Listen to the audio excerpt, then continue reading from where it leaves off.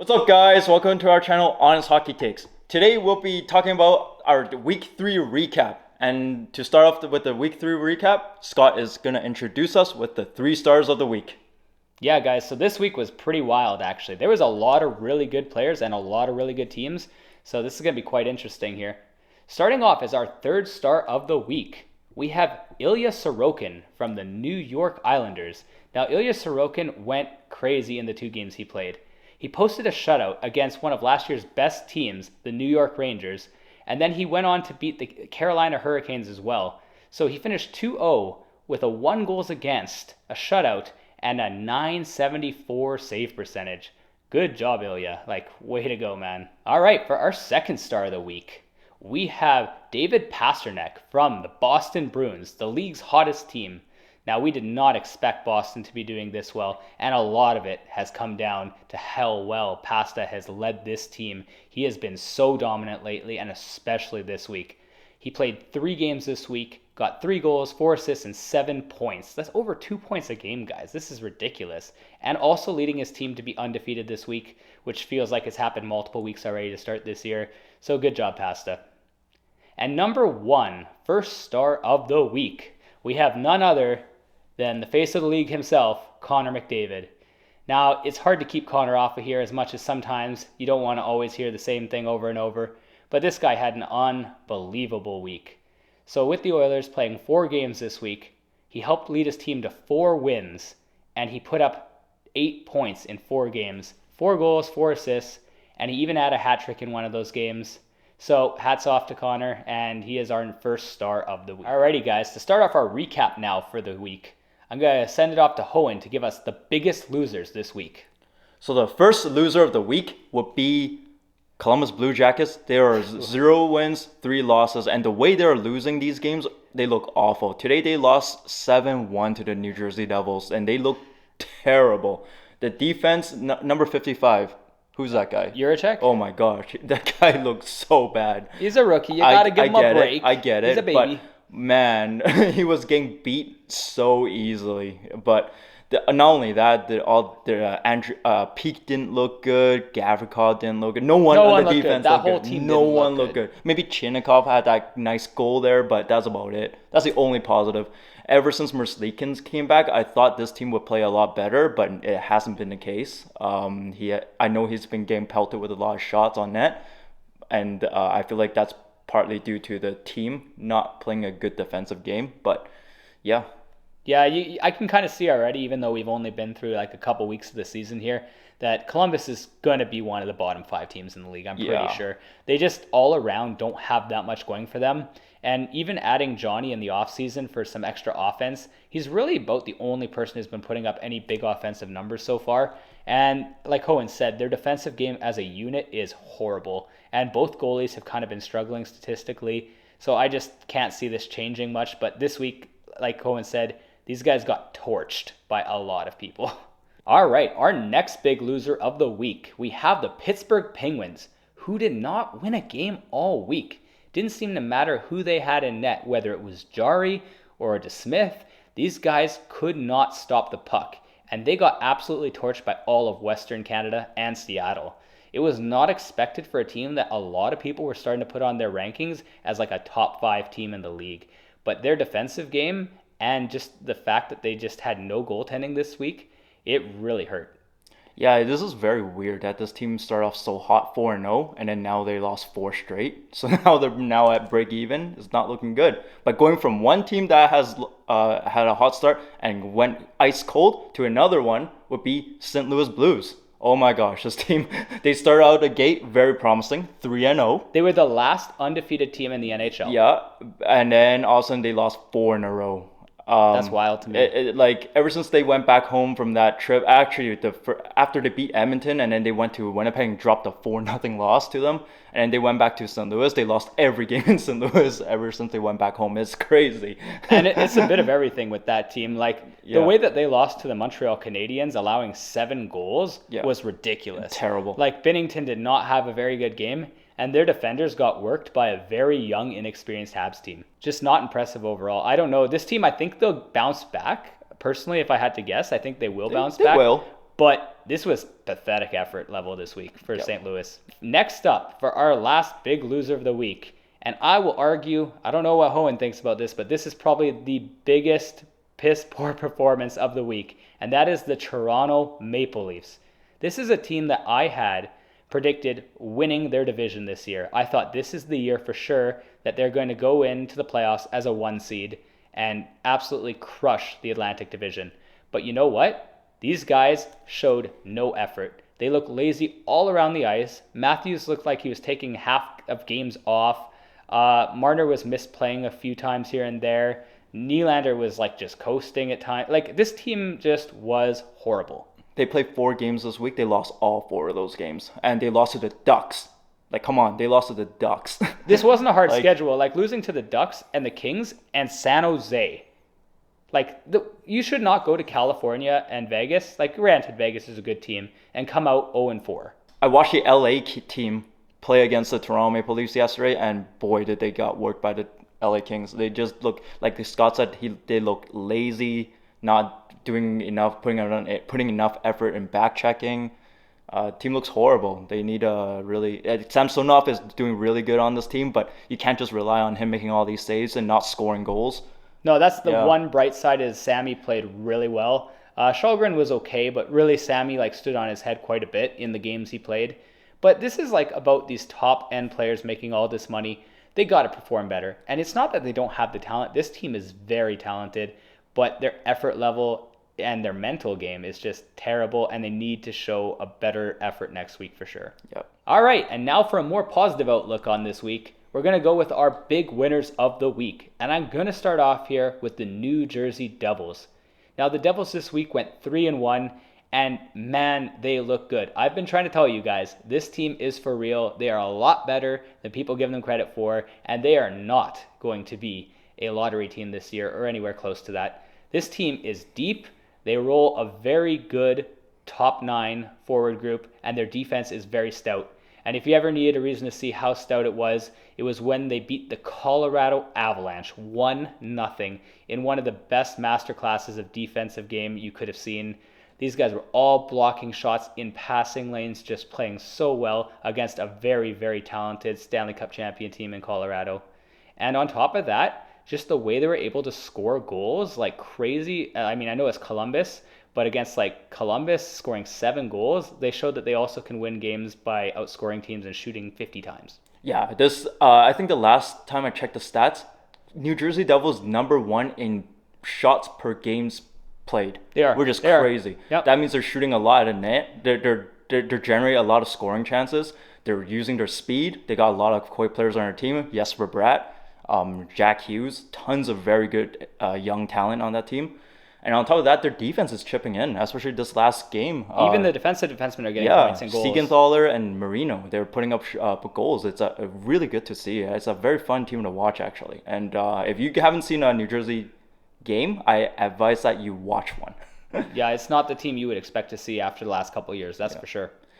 So the next team that I'm going to talk about that is doing really well this week, or had a really good week, would be the Winnipeg Jets. They ended the week with 3 wins and 1 overtime loss to the Vegas Golden Knights tonight. And it was a very good battle. I mean, everyone is starting to play really well. Mark Scheifele is doing really good. Blake Wheeler is picking up his game. The rookie, Cole Perfetti. he's playing well. The defense, especially Josh Morrissey and Neil Pionk are playing really well. But more importantly, the goalie's playing well. Yeah, Hellebuck, like especially against Vegas this week, Hellebuck stood on his head. Honestly, guys, he was really close to being on our top 3 stars of the week. If it wasn't for Sorokin playing so perfectly, Hellebuck would have been there because he was unreal. Yeah, I mean, the only thing is I just wish that Kyle Connor picks it up a little bit. I know he's been putting up a lot of shots on net. He's been playing a lot of minutes, but I want him to start burying some of these goals here. Yeah, only 1 goal for a guy like Kyle Connor in 9 games is kind of ridiculous, but I think it's got to be coming soon. Yeah. So my next big winner of the week, I have the New York Islanders. And as you guys heard earlier, we had Sorokin as the 3rd star of the week. And man, the Islanders in general just have played so well this week. They went 3-0 this week, and they were winning games in such a good old Islander lockdown fashion. Like how they ended up beating the Rangers. The Rangers got a ton of shots on them, but man, the quality of chances, they kept them outside. The defensemen were boxing people out. They played a really good trap game, and even some of their forwards started to get some offense going. Barzal hasn't been scoring any goals, but he's already got 10 assists on the young season and has actually been quite dynamic in playmaking ability. The Islanders, for me, could have won. To me, probably had one of the best weeks personally because of the quality of opponents they beat. They beat Colorado Avalanche, Yeah. they beat the Carolina Hurricanes, and they beat the New York Rangers. These are three really freaking good teams. Oh, that that they is it's strength of schedule. It couldn't have been Like- almost any harder, and they managed to come out undefeated. And I think one of the craziest things for me is that I went to go take a shower when the Avs were up 3-1 against the Islanders, and I'm like, this team doesn't score goals. This is over. I'm going to go take a shower. Same. I hopped out, and I saw the score was 4-3 for the Islanders. Five Like, unanswered goals. I was like, what is going on? This is the Islanders we're talking about. This Yep. is a team that doesn't score any full of goals. old players. Yeah. Freezy, all these guys are like, how this they is, score? This is the old retirement home against the Yeah. Stanley Cup champs, and they managed to score that many Five unanswered unanswered goals. goals. I don't understand. It's crazy. They were impressive, and we got to give credit where it's due. The last thing I want to add about the New York Islanders is that they're number one penalty killer in the league. That helps them a lot. They block a lot of shots. Scott Mayfield looking really good, my boy. Yeah, I think I heard something along the lines of this is the best penalty killing streak to start a season, like the longest streak of killed off penalties to start a year, which is incredible. So good job. Yeah. So my next team would be the obvious team. It'll be Boston Bruins because they've been winning 5 straight, but this past week they won 3 games and they just look absolutely dominant. Like especially that one game they got Brad Marchand back, they look absolutely unstoppable. They already look really good, but now it's mind blowing. These guys are like the one of two. The team we have also coming up next, but one of like 2 juggernauts to start this year who have looked better than everyone else to start the season. And what's so insane is how they're doing it. They're finding different ways to win almost every game. Last week we were talking about how they always just outscored people so badly and just pumped people with 4 or 5 goals. And this week, sure, they scored a lot of goals too. Like Pasta was our second star, but Olmark was standing on his head. 98 save percentage. He was unbelievable. Yeah. Like Olmark has been a beast for this team. I wasn't expecting how good this goalie was ever Never. going to be. I thought Swayman Yeah. would be playing the majority of the games. Yeah. I'm mind blown that it's Olmark. Yeah, I'm mind blown too, and the team's playing absolutely terrific. I'm so happy to see Brad Marchand back on the team personally. Yeah, at this rate, this is going to be And aging is our worst They prediction. don't have Charlie McAvoy back yet too. I know. That's this, crazy We're to me. definitely going to have egg on our face for And this one. Hampus Lindholm looks so good on this team. I can't even. There's no one who looks bad. The whole team looks the whole just so team just good. looks It's crazy What good. a complete team right now. And I know we said that this is one of the 2 juggernauts so far to start the season, but our next team that we have would be the other, and that is the Vegas Golden Knights. The team that at the beginning of the year it seemed like a lot of people counted out and said that this team would not be a top tier team. This team might not even make the playoffs, people were saying, but got news for them. They're wrong. This team went 4-0 again this week, and man, their team is good. They are almost outshooting every opponent they've played this year, minus I think 1, and their goaltending has been unbelievable at the same time. Vegas Golden Knights have a lot of players right now scoring points. Like for example, William Carlson is putting up good numbers right now. It's a good redemption year for him. Nicholas Waugh, my boy. Just the whole top 9. The whole top 9 whole is top scoring. 9 is If you chipping go in. look at the stats of Vegas Golden Knights right now, all top 9 players are pretty much scoring. Yeah, if you're looking at other teams in the league, you always see at the top, it's like, okay, this guy's got like 1.5 per game or 1.2 points per game. And then like there's guys who are down here with like 2 or 3 points. Nah, with Vegas's roster, these guys are all glued All together. evenly. They're all equal. Like Yeah. it's crazy how close this team is in their top 9.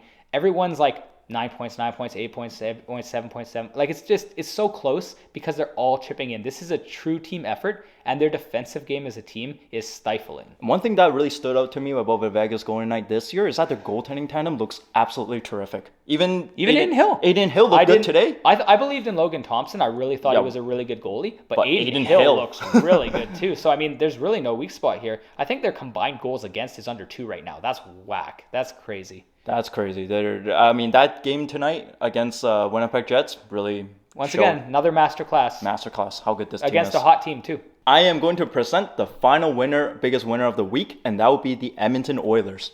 This week they went out on a road trip and they came back 4-0. Or they went 3-0 on the road trip, but they went 4-0 in this week. And they look pretty good, I would say. But Connor McDavid is firing on all cylinders. Leon Draisaitl also had 8 points this week. Zach Hyman had 5 goals. Like everyone, Ryan Nugent-Hopkins is absolutely killing it somehow, which is crazy to me. Who else But one of the things I still have a problem with the Edmonton Oilers, a big problem, is they're in the bottom of the league, like bottom 10 of the league in terms of giving up shots, like per game. Like they're still giving up a lot of shots on goal. And even against the Chicago Blackhawks, they still gave up 5 goals against them. That was a super sloppy game. It was good that they were able to come back and win for the Oilers' sake, but that was a pretty sloppy game. And they definitely could tidy it up and start blocking some more shots and boxing people outside a bit better. Yeah. Clearly, their offense is elite. We see it. We watch this team, and there's a reason they went 4-0, and their offense was unreal. Their top 6 was scoring at will. It was kind of ridiculous, actually, how well all the top 6 played. And Stuart Skinner had some really good games this week.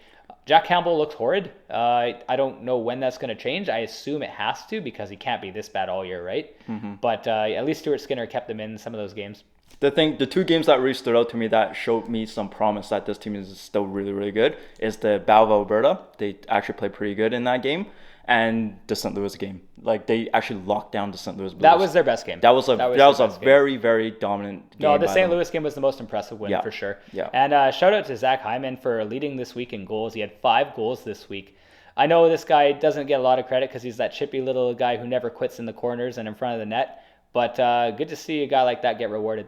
Yeah. And for our final segment of our weekly recap, I'm going to go through a quick rookie review of how the best rookies from the week performed. Starting off, we have Dylan Guenther from the Arizona Coyotes. Now, I know we bag on this team because they are quite bad most of the time, but Dylan Guenther is a truly good bright spot for this team. This week, he played 3 games and managed to get 3 points in 3 games as a 19-year-old rookie. Got to give the guy props. He's now got 5 points in his first 7 games as a 19-year-old, and he's playing on Arizona. I like his size. Yeah, that, and he can shoot. Yeah. He has a really good release, so we got to give him a lot of props for how he's performed, given that he's not even really playing with very many good players on that team. It's a pretty weak squad, so good on the guy, and that actually gives them hope, especially when Logan Cooley comes up. This team might actually have some fun players to watch. And from one player with a point per game this week to another, we have Matty Beniers, our favorite boy here, again, with another 2 goals and 1 assist for 3 points in 3 games this week. Matty Beniers continues to stay dominant and will most likely be the Rookie of the Year this year if this continues. It's kind of getting ridiculous. I guess one of the only people right now who's really close to challenging him would be the next guy I got here, though, and that's one of the most red-hot rookies in the entire league, and that's Shane Pinto, guys. He scored another 2 goals this week in 3 games, and that now puts him up to 6 goals in his last 7 games. That's pretty wild. So, I can't really leave Shane Pinto off this list when he can't stop scoring. Like, the guy's just addicted to scoring goals. And one of the last rookies I wanted to talk about that I feel like I really haven't given enough respect for in these rookie segments is a guy who actually has a real chance to challenge for Rookie of the Year if things keep up this way.